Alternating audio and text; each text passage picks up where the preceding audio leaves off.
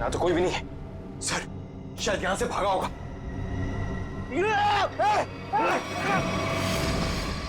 विजय, कोई मत हिलना सर, इसको मालूम नहीं दो। छोड़ दो उसे, छोड़ दो। देखिए वैसे तो मुझे सीआईडी वालों से काफी लगाव है, पर अगर सीआईडी ने मेरे साथ कोई होशियारी की ना तो ये बात मुझे अच्छी नहीं लगेगी। चाकू नीचे फेंक दो। फेंक दो चाकू। डरो मत, कुछ नहीं करूंगा तुम्हारे इस मोटू ऑफिसर को। मोटू मत बोल, टाइटिंग कर रहा हूं आजकल। देखो मुझे अपना काम करने दो। बेवकूफी मत करो, नहीं बच पाओगे तुम। अरे बचना किसको है, एक बार मैं इस विशाल को मार दूं, भले मुझे फांसी हो जाए, फिर मुझे मंजूर है। देखो रणविजय,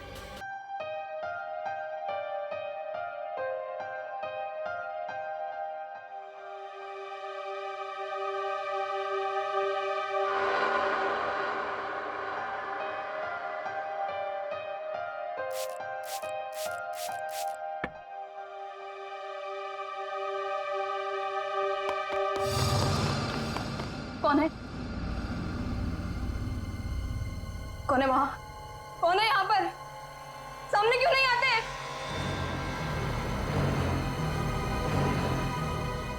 बस बहुत हो गया, बंद करो ये खेल, बंद करो ये खेल।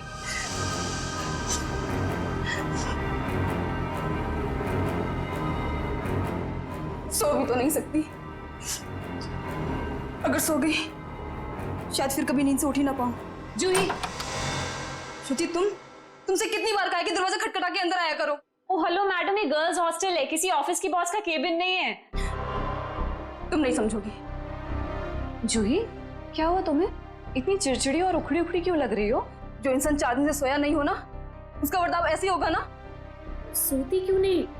मैंने कहा था ना तुमसे, वो सिर्फ और सिर्फ सपने हैं, उनका कोई मतलब नहीं है। श्रुति, सिर्फ सपना नहीं है वो, जो मेरे ऊपर बीत रही है वो तेरे पर बीत रही होती तब तुझे मेरी तकलीफ पता चलती। मैं तेरी तकलीफ समझ रही हूँ जूही, लेकिन तू मेरी बात नहीं समझ रही है। जैसा तू सोच रही है वैसा कुछ भी नहीं है। नहीं, चल अच्छा अब थोड़ी देर आराम कर, चल। श्रुति ने अब तो गहरी नींद में सो जा, मेरी बात मान जूही, सो जा थोड़ी देर।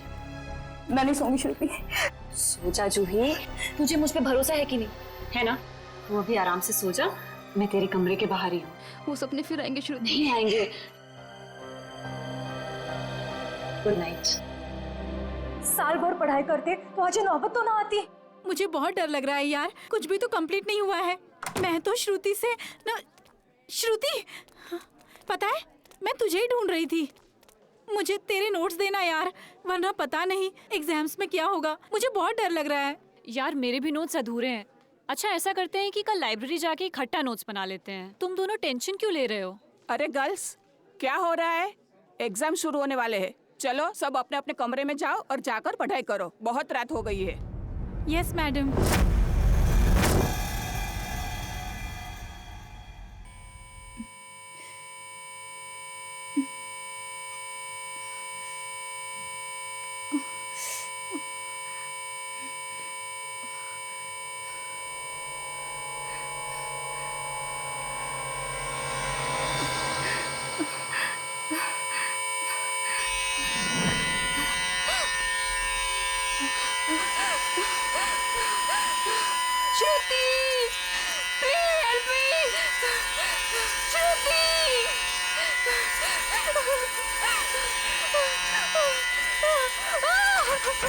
ये दरवाजा क्यों बंद है?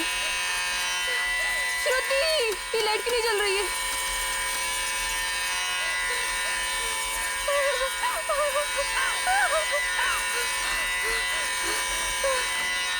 ये खिड़की क्यों जाम है? बंद करो ये आवाज, मेरे कान के पट्टे फट जाएंगे।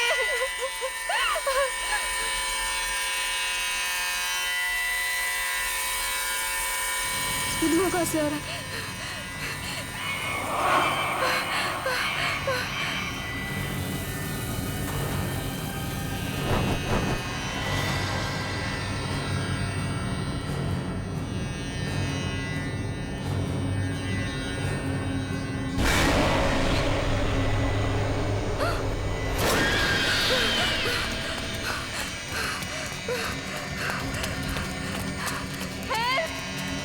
कोई बचाओ मुझे।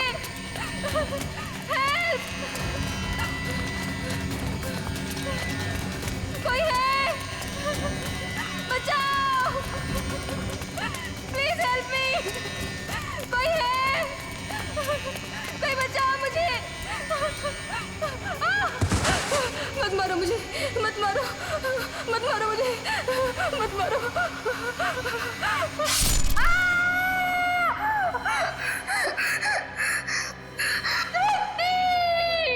नो, ये तो जूही की चीख है। लगता है उसने वही पुराना सपना देखा है।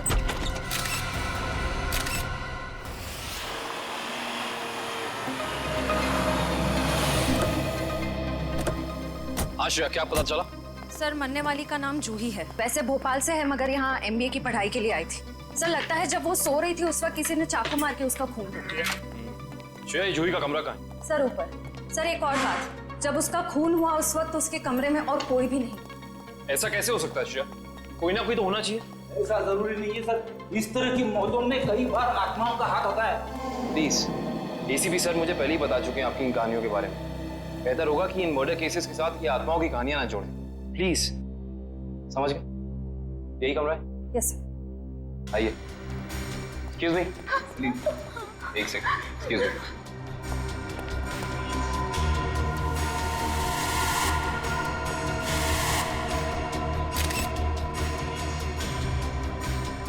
श्रेया, यहाँ पे चाकू का सिर्फ एक ही घाव है।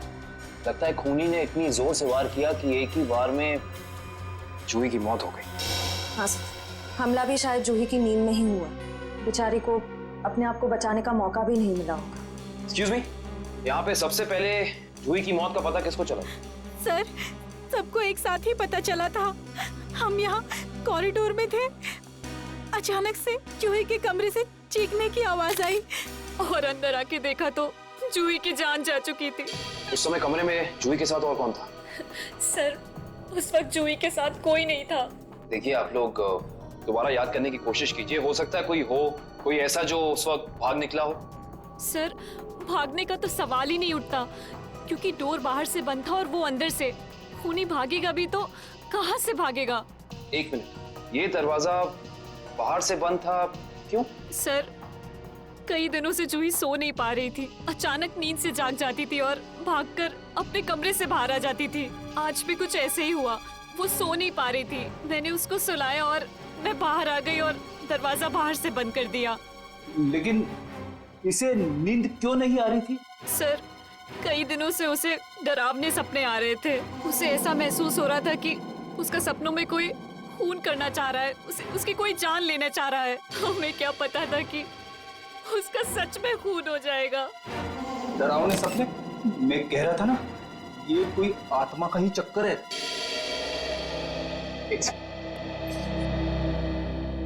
आपको कितनी बार बताया है कि आत्माओं की बातें सबके सामने मत किया करिए। वो लोग क्या सोचेंगे CID के बारे में? सॉरी।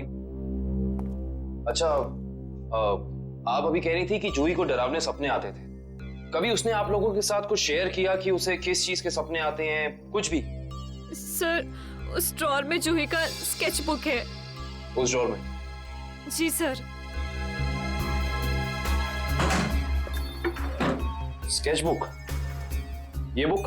जी सर। ये चाकू? सर, ये वही चाकू है जिसे लेकर कोई उसका पीछा करता था सपनों में, उसे मारने के लिए। ये देखो, ये चाकू बिल्कुल ऐसा ही है जिससे जूही का कत्ल हुआ। हाँ सर। ये सारी ड्राइंग्स जो हैं इस बुक में, ये क्या जूही अपने सपने में देखती थी? जी सर। सर, लगता है ये किसी अंदर वाले का ही काम है, जो कमरे के अंदर आसानी से आ सकता हो और जिसे जूही के सपनों के बारे में पता हो।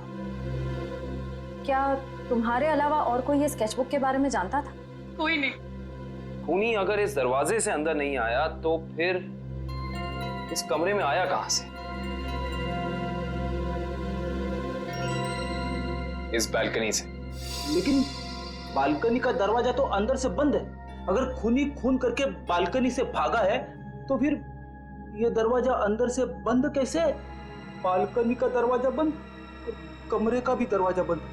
कहीं जूही की आग? ये खूनी यहाँ आया कहां से, ये अभी पता चल जाएगा।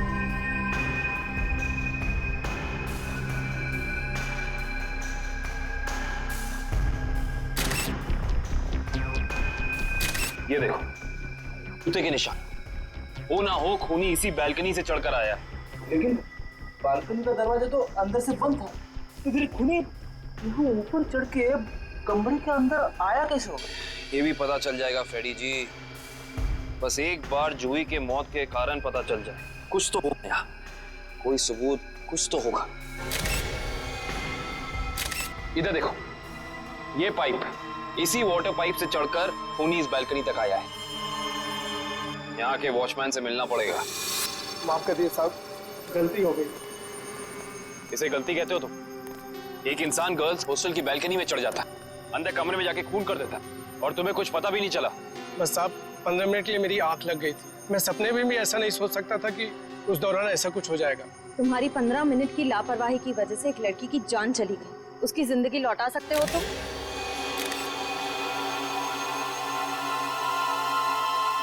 सर, ये जूता यहाँ झाड़ियों में पड़ा हुआ था। जूता यहाँ पे? हो ना हो, ये जूता उसी खूनी का है। सर, ये तो किसी आदमी का जूता लगता है। यानी बालकनी में जो इंसान चढ़ा था वो कोई आदमी था? सुनो, ये जूते को पहचानते हो? नहीं साहब। दोबारा याद करके बताओ, सही से याद करो। कोई इंसान यहाँ आया था जिसने ये लाल जूता पहना था? मैंने नहीं देखा, शायद अंजलि मैडम ने देखा हो, वो हमेशा रिसेप्शन पे बैठती है। ये अंजलि मैडम को बुलाओ, जाओ। जी सर। अगर ये जूता यहाँ है तो कुछ और भी जरूर होगा, ढूंढते हैं।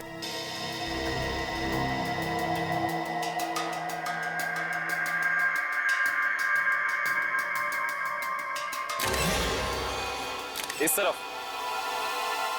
ये जूतों के निशान। एक जूते का निशान थोड़ा गाढ़ा है और दूसरे का हल्का। ये वाला गाढ़ा है। इसका तो एक ही मतलब है, ये जूता जिसका भी है वो इंसान लंगड़ा के चल रहा था। तो लंगड़ा के इसलिए चल रहा था क्योंकि जब वहां बैल्कनी से वो नीचे आया उसे चोट लग गई, फिर वो यहाँ से भागा और यहाँ पे जूता रह गया। हाँ साहब, मैं ही अंजलि हूँ। आपने मुझे बुलाया? जी अंजलि जी, हमें आपसे कुछ सवाल पूछने थे। जी। अंजलि जी, आपने इस लाल जूते को देखा? मेरा कहने का मतलब है किसी इंसान को इसको पहनकर यहाँ आते हुए देखा, लंगड़ाते हुए? हाँ साहब, मैंने देखा था। मनीष लंगड़ाते हुए जा रहा था। मनीष? ये मनीष कौन है? जूही का दोस्त है। अंजलि जी, जब वो यहाँ आया, ये गर्ल्स हॉस्टल है राइट, आपने उसको रोका नहीं? मैंने उसे रोका, पर वो रुका ही नहीं। और क्या?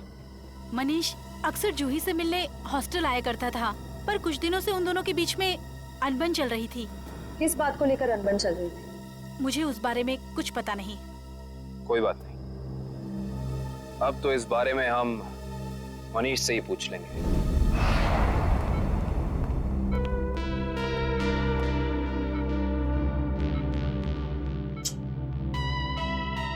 मनीष, कैसे हो यार? मैं ठीक हूँ, पर आप लोग कौन हैं? तुम्हारे शुभचिंतक हैं, सीआईडी वाले। सीआईडी? क्या बात है? क्या मेरी जान को किसी से खतरा है क्या? सुना आपने? खुद एक बेचारी लड़की को मार के खटिया पे लेटा पड़ा है और पूछ रहा है कि मेरी जान को कोई खतरा तो नहीं है। ये क्या कह रहे हैं आप? मैंने किसी की जान नहीं ली। मनीष, ये पाँव में चोट कैसे लगी तुम्हें? वो मैं सड़क पार कर रहा था तो एक बाइक वाले ने टक्कर मार दी मुझे। सड़क पार कर रहा था बेचारा, टक्कर मार दी? वैसे ये हादसा हुआ कहाँ? एमआई रोड पे, जीपीओ के सामने। जीपीओ के सामने? तभी तो। वैसे अगर ऐसा था तो ये लाल रंग का जूता जो तुम्हारा है, हमें पता है जीपीओ के सामने मिलना चाहिए था। पर कमाल की बात देखो, ये जूता हमें स्वर्णिमा गर्ल्स हॉस्टल के बाहर मिला। कैसे? मेरा जूता वहां कैसे पहुंचा? देखो मनीष, हमसे झूठ बोलकर कोई फायदा नहीं है। सच निकालने के और कई तरीके आते हैं। बेहतर होगा हमें सब सच बता दो। क्यों मारा तुमने जूही को? क्या जूही की मौत हो गई? खून हो गया उसका। क्यों गए थे तुम वहां? देखिए, मैं जूही के बालकनी में गया जरूर था, लेकिन मैंने जूही को नहीं मारा। इतनी रात को तुम वहाँ क्या करने गए थे मनीष? मुझे उससे बात करनी थी। ऐसी कौन सी बात थी जो तुम दिन के उजाले में नहीं कर सकते थे, जिसके लिए तुम्हें रात के अंधेरे का सहारा उठाकर चोरों की तरह पाइप से चढ़कर उसकी बैल्कनी तक जाना पड़ा। मैं उससे माफी मांगना चाहता था। दरअसल मैंने उसके दोस्ती को प्यार समझने की गलती की थी, लेकिन जब मैं वहां पहुंचा तो मैंने देखा कि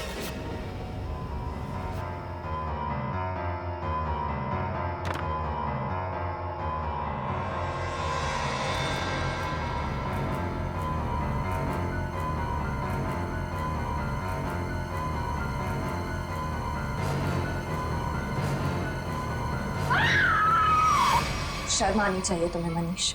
उसकी मदद करने की बजाय तुम वहां से भाग गए। यही है तुम्हारा प्यार?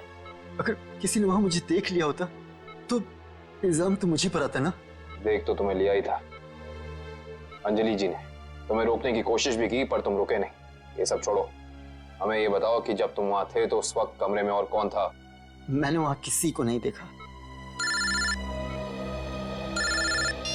हेलो, क्या एक और कौन? कहां पे?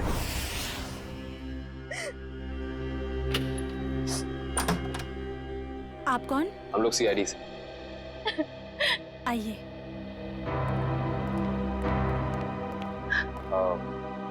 आप कल की जी है ना? जी, मैंने ही आपको फोन किया था। मेरी सहेली मीरा का खून हो गया है। उसकी लाश ऊपर उस कमरे में पड़ी है।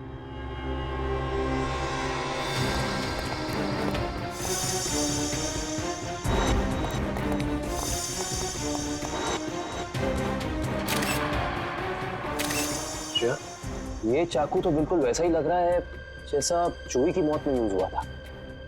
हाँ सर, लगता है किसी सीरियल किलर का काम। सीरियल किलर का भी हो सकता है और किसी ऐसे इंसान का भी जो दोनों जूही और मीरा को जानता है। वो यहाँ आया और उसने मीरा की जान भी इसकी नींद में ले ली।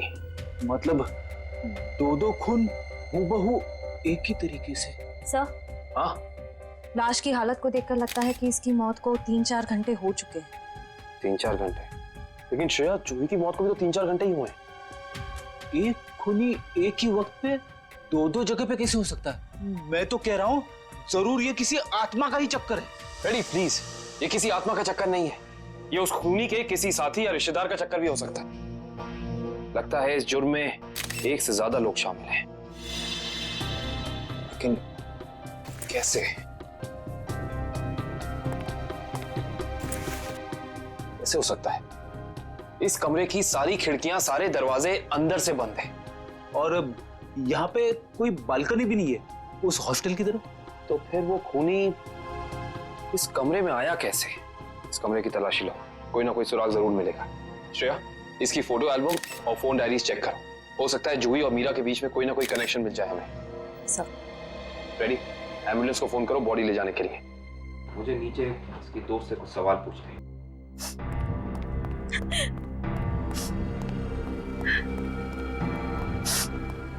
बाल्की जी। जी। आपको मीरा की मौत के बारे में कब पता चला?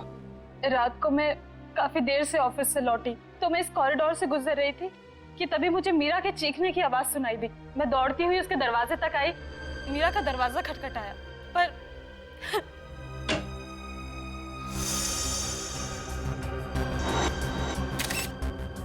फिर क्या हुआ? मेरा मतलब जब आप यहाँ आई तो ये दरवाजा खुला था कि बंद था?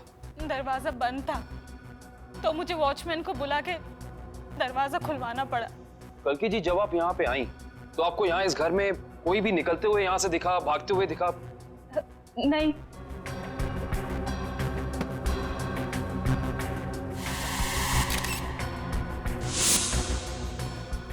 कालकी जी, आपकी दोस्त मीरा काम क्या करती? बैंक की एरिया मैनेजर थी वो, और 2 साल पहले उसका तबादला हमारे शहर में हुआ था। तबादला? हाँ श्रेया, क्या पता चला? सर, मरने वाली का नाम जूही है। वैसे भोपाल से है मगर यहाँ MBA की पढ़ाई के लिए आई थी। क्या ये तबादला भोपाल से यहाँ हुआ? जोधपुर से। पर क्यों सर? आपकी दोस्त मीरा किसी जूही नाम की लड़की को जानती थी? जहाँ तक मुझे पता है सर, इस नाम की तो उसकी कोई दोस्त नहीं थी। दोस्त नहीं तो कोई रिश्तेदार? क्योंकि कुछ घंटे पहले एक 21 साल की लड़की का बिल्कुल इसी तरीके से खून हुआ। उस लड़की का नाम जूही था और ये उसकी तस्वीर है। क्या आप जानती हैं इसे? नहीं। आप जानती?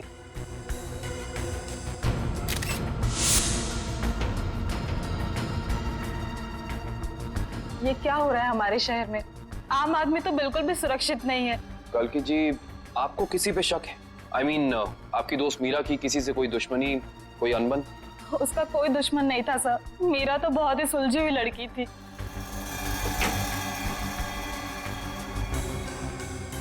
अच्छा, ये तस्वीर देखिए। इस आदमी का नाम मनीष है। क्या आप इसे जानती हैं? नहीं सर।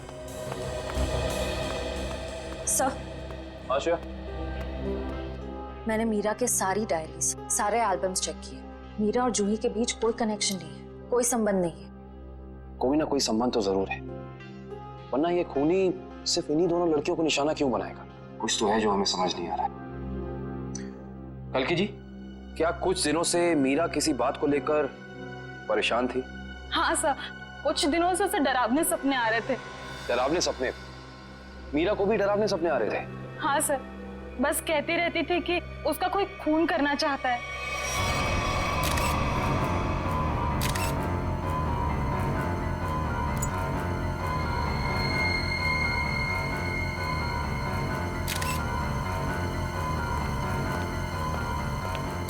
ये कैसे हो सकता है सर? जूही और मीरा को ठीक एक तरीके के सपने कैसे आ सकते हैं? सर, खूनी के अंदर आने का रास्ता तो नहीं मिला है, लेकिन ये स्क्रू मिला है मीरा के बेड के नीचे से। एक काम करिए, वॉचमैन से पूछताछ कीजिए, देखिए क्या पता चलता है मीरा के बारे में। तब तक इस स्क्रू की गुत्थी को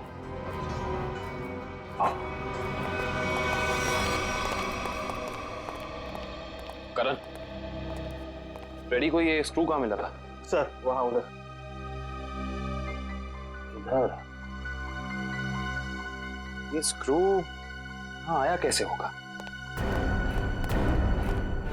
हाँ, ले आओ, संभाल के। रिश्ता, श्रेया, संभाल के।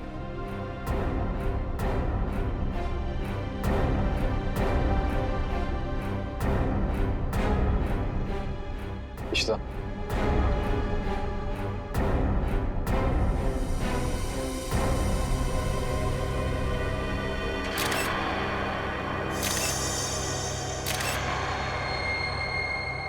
तो ये बात है।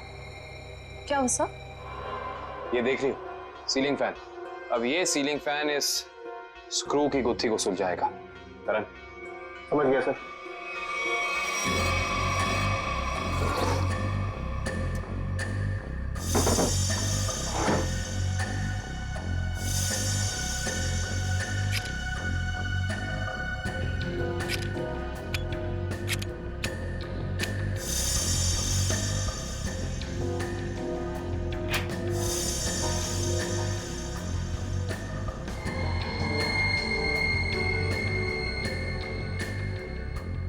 फैन को उल्टा करो।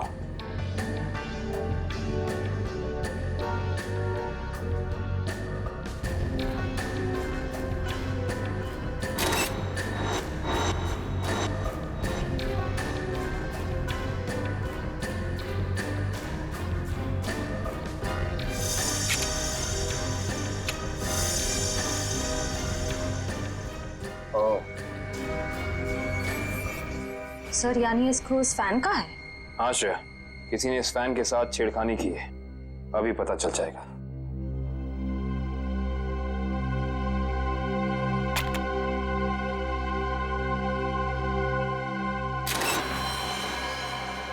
ओह माय गॉड, तो ये बात है, मतलब चाकू इसके अंदर था। इसके अंदर से इस मैकेनिज्म के जरिए चाकू सीलिंग से नीचे गिरा मीरा के पेट में और उसकी मौत हो गई। अब समझ में आया, तो ये कारण है जिस वजह से खूनी इस कमरे में नहीं था। उसकी जरूरत ही नहीं थी, उसका काम तो ये सीलिंग फैन कर रहा था। इसका मतलब जूही के कमरे में भी बिल्कुल ऐसा ही सीलिंग फैन होगा जिसके अंदर सेम मैकेनिज्म फिट होगा। वहां भी चाकू सीलिंग से गिरा और जूही की मौत हो गई। सर, हो सकता है खूनी ने रिमोट कंट्रोल के जरिए इस चाकू को कंट्रोल किया हो सकता है। और सवाल यह है श्रेया कि खूनी को कैसे पता चला कि सही वक्त रिमोट बटन दबाने का कौन सा था? हाँ सर, क्योंकि ना तो हमें मीरा के कमरे से कोई कैमरा मिला, ना ही जूही के कमरे से, जिससे ये पता चले कि खूनी दोनों लड़कियों पर नजर रख रहा था। वो भी पता चल जाएगा इस सीलिंग फैन के चाकू के मैकेनिज्म के जरिए। क्या ये मीरा और जूही, इन दोनों के बीच में कोई ना कोई संबंध तो जरूर है, कोई ना कोई संबंध तो जरूर है। मगर सर दूर दूर तक इन दोनों के बीच कोई संबंध नजर तो नहीं आ रहा। इन दोनों के उम्र में बहुत फर्क है, उनके रहन सहन, तौर तरीके, ये जूही का कॉलेज और मीरा के काम करने की जगह, आपस में कहीं भी कोई तालमेल नहीं है सर। सर, हाँ सर वो फैन और चाकू का मैकेनिज्म रेडी है। चलो देखते हैं।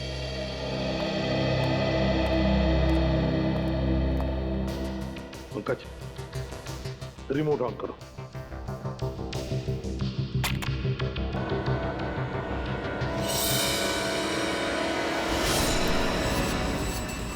तो जैसे ही रिमोट का बटन दब गया, इस फैन के मैकेनिज्म के अंदर जो इंफ्रारेड लाइट थी वो ऑन हो गई, लॉक खुल गया और उसकी वजह से ट्रिगर ऑन हो गया। ट्रिगर ऑन होने से इसके अंदर जो छुपा के रखा था चाकू, वो सीधा नीचे गिर गया, सीधे उसके शरीर के अंदर जो फैन के नीचे सोया हुआ था। मगर दया, एक बात है, ऐसे मैकेनिज्म की जो रिमोट होते हैं, वो रिमोट ज्यादातर 50 मीटर की दूरी के अंदर ही काम कर सकते हैं। तो फिर जरूर जहां पर मीरा और जूही रहती थी उसके आसपास ही ये आदमी खड़ा था। जिसने भी ये किया है वो 50 मीटर की दूरी के अंदर ही खड़ा था। वहां से उसने रिमोट चलाया और खून कर दिया मीरा और जूही का। और फिर वो सपने, वो एक जैसे सपने जो मीरा और जूही दोनों की नींद में आते थे, ऐसे सपने तो जानबूझकर ही डाले जा सकते हैं, प्लान करके डाले जा सकते हैं। मगर उसके लिए जरूर कोई तो ट्रिगर होना चाहिए। सर, हाँ, जूही के कमरे में लगे पंखे में भी ठीक ऐसा ही मैकेनिज्म मिला है। और तो और जूही और मीरा दोनों के कमरों में एक हफ्ते पहले इलेक्ट्रिकल वायरिंग का कुछ काम हुआ था। जूही और मीरा दोनों के घर में, दोनों के कमरों में एक हफ्ते पहले इलेक्ट्रिकल वायरिंग हुई थी। कहीं ऐसा तो नहीं कि वही इलेक्ट्रीशियन है जिसने दोनों के घरों में इलेक्ट्रिकल का काम कर दिया और फिर खून भी उसी ने किया? पता लगाना पड़ेगा, पता लगाना पड़ेगा इस इलेक्ट्रीशियन के बारे में।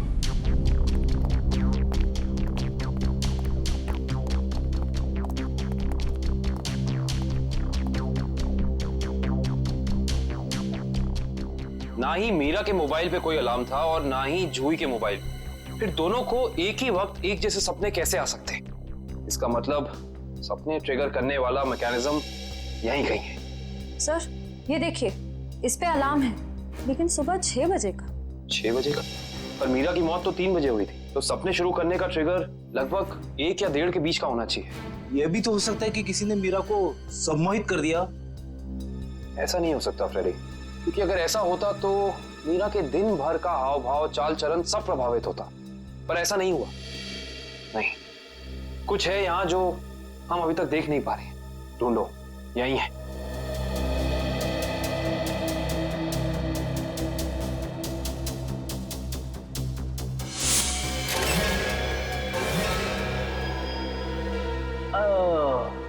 ये देखो,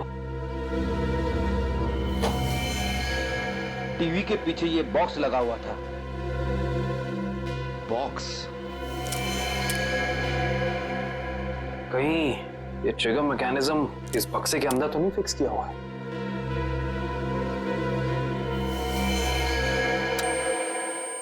अरे अरे, अलार्म बंद करो! ये आवाज मेरे कान के पर्दे फट रही है। सर, कौन सी आवाज? यहाँ कोई अलार्म नहीं बज रहा है। अरे इतने जोर से बज रहा है, सुनाई नहीं दे रहा है। बंद करो।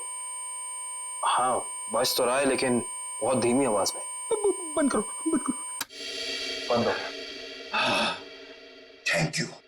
इतना भद्दा अलार्म मैंने जिंदगी में नहीं सुना। सोने वाला उठेगा नहीं, हार्ट अटैक से सीधे ऊपर चला जाएगा। मगर सर, अलार्म की आवाज सिर्फ आपको कैसे सुनाई दी? हो सकता है श्रेया, क्योंकि ये लो फ्रीक्वेंसी अलार्म है। श्रेया, ये सिर्फ उन लोगों को सुनाई देता है जिनकी साउंड टॉलरेंस और सुनने की शक्ति इसकी ध्वनि से मेल खाती हो। यानी फ्रेडी सर की तरह जूही और मीरा भी इस अलार्म की आवाज को सुन सकती थी। वो ये बात नहीं जानता था। उसने इस ध्वनि का इस्तेमाल सिर्फ उनके दिमाग को कंडीशन करने के लिए किया, ट्यून करने के लिए। ताकि उन्हें वो डरावने सपने दिखा सके।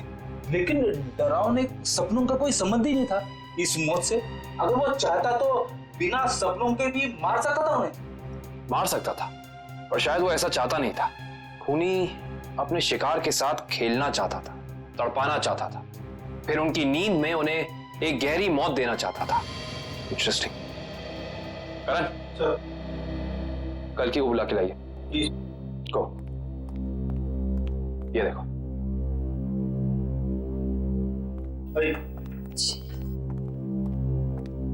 आइए। कल की जी। जी। इस आवाज को पहचानती हैं आप? ये आवाज मैंने यही सुनी है, मीरा के घर पे। कब? करीब 3-4 दिन पहले, जब वो अपने लैपटॉप पे काम कर रही थी तब।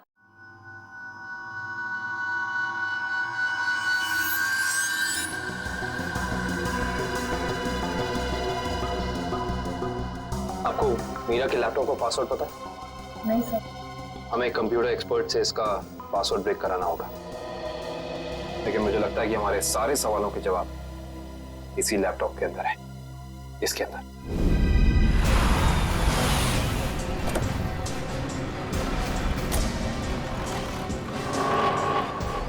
भाई साहब, हम लोग सीआईडी से। सीआईडी से? क्या हुआ साहब? हमें पता लगा है कि पिछले हफ्ते आपका एक इलेक्ट्रिशियन वायरिंग करने के लिए इस एड्रेस पे गया। हाँ साहब, गया तो था, पर हुआ क्या?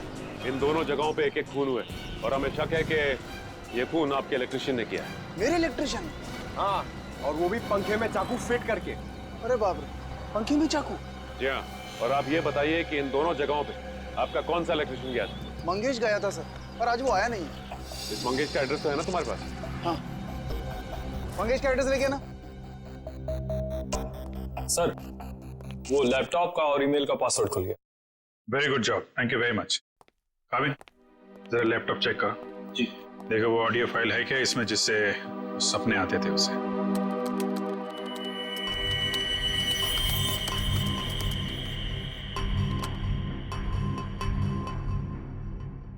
सर, इस कंप्यूटर में कोई ऑडियो फाइल नहीं है। हाँ, लेकिन मीरा के ईमेल अकाउंट में एक वीडियो फाइल दिख रही है। Video file? खोलो खोलो इसे जरा।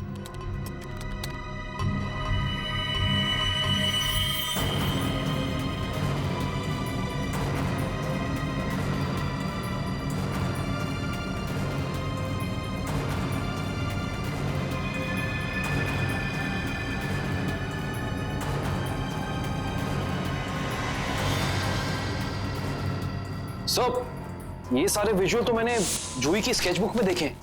स्पेशली ये नाला, ये बोर्ड और मास्क पहना हुआ आदमी, तीनों। इसका मतलब खूनी ने जूही और मीरा दोनों को चेतावनी भेजी थी। उन लोगों को हमारे पास आना चाहिए था मदद मांगने। जरा ये फाइल फिर से चलाना।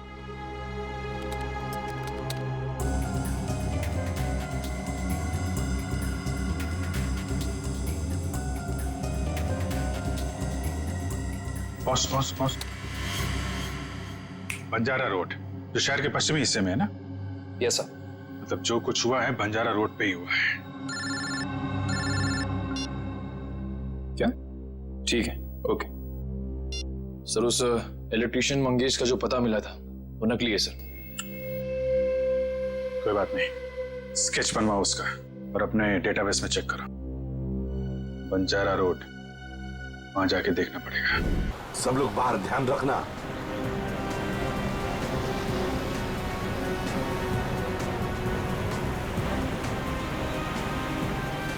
आराम से पंकज, आराम से।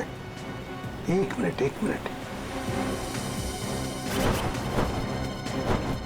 यह है ना एक सूखा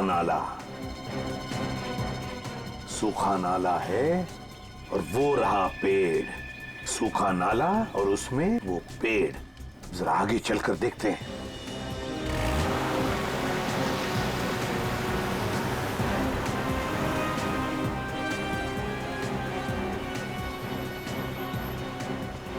एक मिनट पंकज, एक मिनट।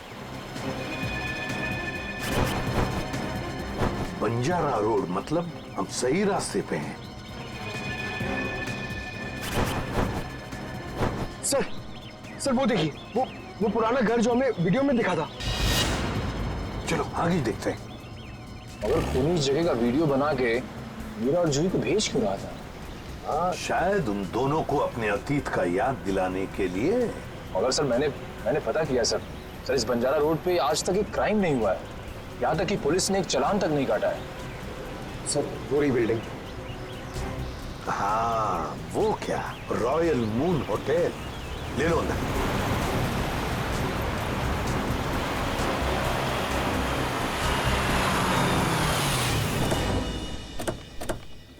हाँ, इलेक्ट्रिशियन का स्केच मैच नहीं हो रहा है तो कोई बात नहीं, ठीक है। वेलकम सर, कहिए मैं आपकी क्या सहायता कर सकता हूँ? हम लोग सीआईडी से हैं। दरअसल एक केस के सिलसिले में कुछ पूछताछ करनी थी आपसे। सीआईडी? अब पूछिए, क्या पूछना चाहते हैं आप? जरा बताइए, कुछ दिन पहले क्या आपके होटल के बाहर कोई किसी तरह की वीडियो शूटिंग कर रहा था? शूटिंग? नहीं सर, हमारी होटल के बाहर शूटिंग या फोटोग्राफी की अनुमति नहीं है। ये दो फोटोग्राफ दो लड़कियों के, एक का नाम मीरा है, एक का नाम जूही है। क्या ये लड़कियां आपके यहाँ कभी ठहरी थी, कभी आई थी? सर हमारे यहाँ रोज बहुत सारे कस्टमर आते हैं, ये बता पाना थोड़ा मुश्किल है। मैं समझ सकता हूँ, लेकिन हो सकता है आपके रिकॉर्ड में हो कुछ इनके बारे में। जरा देखिए। अलका जरा रिकॉर्ड्स चेक करना। सर। हाँ सर, ये दोनों गेस्ट हमारे होटल पे रुके थे पिछले साल 17 मई 2013। 17 मई 2013 मतलब एक साल पहले। तो क्या एक साथ आई थी या अलग अलग? नहीं, अलग अलग। सर इन दोनों के पास शहर में रहने के लिए जगह है, एक घर में रहती है और एक हॉस्टल में रहती है, फिर ये दोनों यहाँ किस लिए आई थी? कोई तो वजह होगी ना पंकज, कोई तो वजह होगी। क्या आपका रिकॉर्ड देख सकता हूँ 17 मई 2013 का? Sure sir. 17 मई 2013 काफी सारी लड़कियां आई थी उस दिन आपके होटल में। कोई फंक्शन वगैरह था क्या? हाँ सर, हो सकता है, क्योंकि हमारे होटल के पास में एक कम्युनिटी हॉल है। वहाँ आए दिनों फंक्शंस होते रहते हैं। अच्छा, कस्टमर का नाम रवि, 5 टैक्सीज बुक की थी उसने, 5। हाँ सर, ये एक नारी सेवा केंद्र चलाता है, मुस्कुराहट नाम है एनजीओ का। और वो अभी भी इसी होटल में ठहरा हुआ है सर। रवि इस वक्त आपके होटल में ठहरे हैं? पास वाले कम्युनिटी हॉल में जो फंक्शन चल रहा है, रवि का ही एनजीओ का फंक्शन हो सकता है। रवि सर, मैं आपका जितना भी शुक्रिया अदा करूं उतना कम है। आप सोच नहीं सकते, ड्रग्स के नशे से मुक्ति मिलने के बाद मैं जिंदगी के ऐसे ऐसे रंग देख रहा हूं जिन्हें ड्रग्स के नशे ने अंधकार में डाल दिया था। वेरी गुड मिश्रा, लेकिन इसमें मुझे शुक्रिया कहने की कोई जरूरत नहीं। ये सब तुम्हारे धैर्य और दृढ़ इच्छा शक्ति का कमाल है। हाँ, लेकिन अब उस सफेद जहर को कभी पलट कर भी देखना मत। हाँ? Okay sir. माफ कीजिएगा रवि जी, आपको मैं इंटरप्ट कर रहा हूँ, लेकिन ये जरूर कहूंगा कि आप बहुत ही अच्छा काम करते हैं, बहुत ही पुण्य का काम करते हैं हमारे देश के नौजवानों को ड्रग्स में से बाहर निकाल कर। सर आप एसीपी प्रद्युमन है ना सर? जी हाँ, मैं एसीपी प्रद्युमन। सर हमने बहुत किस्से पढ़े हैं सर आपके बारे में, और तभी से आपसे मिलना चाहता था सर, लेकिन अब आप सर बैठे क्यों हैं सर, प्लीज। सर क्या लेंगे सर आप, चाय कॉफी कुछ? एक ठंडा लेमन आइस टी। जी, ठंडा लेमन आइस टी तो नहीं मिलेगी, साधारण चाय चलेगी। रवि जी हमें कुछ नहीं चाहिए, कुछ नहीं चाहिए, थैंक यू वेरी मच। बस एक जरूरी काम है आपके पास। 2 लड़कियों के बारे में हम कुछ इंफॉर्मेशन चाहते हैं। अब कौन सी 2 लड़कियां सर? ये जूही और ये मीरा, क्या आप बता सकते हैं कि पिछले साल ये दोनों आपके इस एनजीओ में आई थी? जूही और मीरा? हाँ सर, ये सर आई थी दोनों यहाँ पर। एक्चुअली सर इन्हें भी ड्रग्स के नशे की बुरी लत पड़ गई थी सर, इसलिए ये दोनों आई थी यहाँ हमारा सेमिनार अटेंड करने के लिए। लेकिन सर इस बात को तो करीब 1 साल हो गया है, अब इनके बारे में पूछताछ। इन दोनों लड़कियों का खून हुआ है। क्या खून हो गया? लेकिन सर कैसे, किसने किया सर? बस वही पता लगाना है, इसलिए हम चाहते हैं कि अगर आपको इन दोनों के बारे में कोई खास बात मालूम हो, कोई यादें हो आपके पास इनके बारे में, तो मदद हो जाएगी हमारी तहकीकात करने में। कोई खास बात इस वक्त तो याद। हाँ सर याद आया सर, एक लड़की थी मोनिका, इन दोनों को उसकी चिंता बहुत सताती रहती थी सर। मोनिका? जी। क्या वो भी यहाँ आपके ड्रग रिहैबिलिटेशन सेंटर में आई थी? आई तो थी सर यहाँ पर, लेकिन वो ड्रग्स के खिलाफ अपनी लड़ाई जीत नहीं पाई सर। दरअसल सर 1 साल पहले अपनी बिल्डिंग की छत से कूदकर उसने आत्महत्या कर ली थी सर, ड्रग के नशे में। मोनिका ने आत्महत्या कर ली? जी सर। उसका पता तो होगा ना आपके पास? जी सर, मोनिका का एक ही सगा भाई है, अमित। मोनिका की मौत के बाद सारी प्रॉपर्टी, सारी जायदाद उसी के नाम हो गई। तो क्या मोनिका के भाई ने प्रॉपर्टी के लिए अपनी बहन का खून किया? ये भी तो हो सकता है कि मोनिका ने आत्महत्या की हो। मैंने कहा ना, काम हो जाएगा। जी कहिए। आपका नाम अमित है? जी हाँ, मगर आप लोग? सीआईडी। मोनिका के बारे में कुछ सवाल करने थे आपसे। ओह, 1 साल हो गए मेरी बहन को मरे हुए, लेकिन अब भी कोई ना कोई आकर मेरे पुराने जख्म को रहता रहता है। पूछिए, क्या पूछना है आपको? देखिए अमित जी, हम आपका दुख समझ सकते हैं, मगर क्या करें, 2 खून हुए, इसलिए आपकी बहन के बारे में कुछ सवाल करने आए हम लोग। 2 खून? मगर किसके? जूही और मीरा का। ये दोनों आपकी बहन मोनिका के दोस्त थे ना? हाँ, बदकिस्मती से ये मेरी बहन के दोस्त थे। बदकिस्मती से? क्यों? वैसे तो मीरा और जूही तुम्हारी बहन की बहुत फिक्र करते थे। अगर सच में उन्हें मेरी बहन की फिक्र होती तो वो फिर से उसे ड्रग्स की खाई में ना धकेलते। क्या वो दोनों फिर से मोनिका को ड्रग्स की लत लगाना चाहते थे? हालांकि वो दोनों खुद ड्रग्स से छुटकारा पाना चाहते थे। मुझे नहीं पता कि वो आदत से छुटकारा पाने आए थे या दोबारा ड्रग एडिक्ट्स को बढ़ावा देने, लेकिन इस काम में एक और भी था उनके साथ। हाँ, विशाल। विशाल? ये विशाल कौन? विशाल जूही और मीरा को ड्रग्स देता था और ये बात मोनिका जान गई थी, लेकिन जब लोगों को पता चला कि मोनिका को उनका राज पता है तो उन्होंने उसे फंसाने के लिए उसके बैग में ड्रग्स डाल दी। वो पकड़ी गई, उसके ऊपर पुलिस केस भी हुआ। वो ये सदमा बर्दाश्त नहीं कर सकी और उसने आत्महत्या कर ली। सर, कोई तो है जो मोनिका की मौत का बदला ले रहा है। जूही और मीरा पहले ही मर चुकी हैं। अब अगला नंबर शायद विशाल का। अमित, कल रात तुम कहाँ थे? आप मुझ पे शक कर रहे हैं? क्या करें, शक करने की आदत जो है हमें। और फिर तुम तो अपनी बहन के सबसे करीबी हो ना। मुझसे ज्यादा करीबी तो उसका मंगेतर था, रणविजय। दोनों ने जन्मों जन्मों तक साथ रहने की कसमें खा रखी थी। रणविजय? ये रणविजय यही है ना? हाँ, यही तो है वो, लेकिन रणविजय का स्केच आपके पास कैसे? हो सकता है मीरा, जूही और मोनिका की मौत का राज रणविजय जानता हो। Thank you, Ranvijay. सर, वो रहा विशाल का घर। विशाल की जान को खतरा हो सकता है।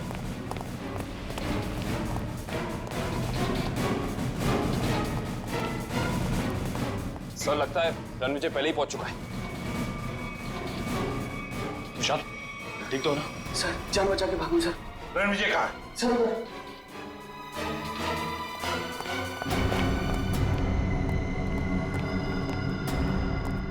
यहाँ तो कोई भी नहीं है। सर, शायद यहाँ से भागा होगा।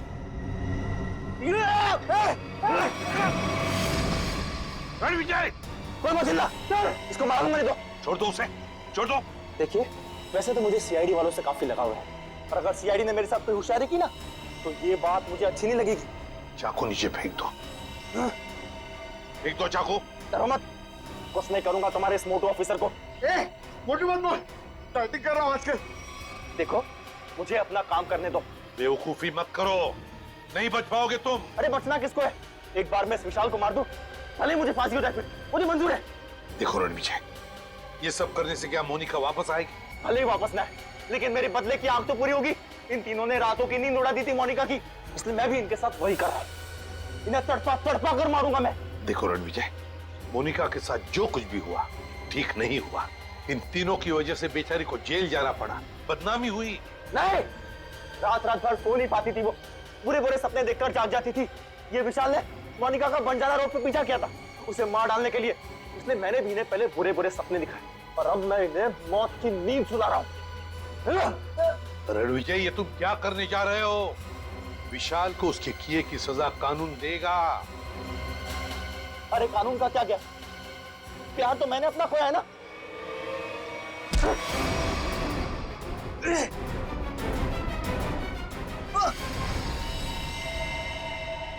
रणविजय, विशाल को तो उसके किए की सजा मिलेगी ही मिलेगी, मगर तुमने बदले की आग में दो खून किए, दो।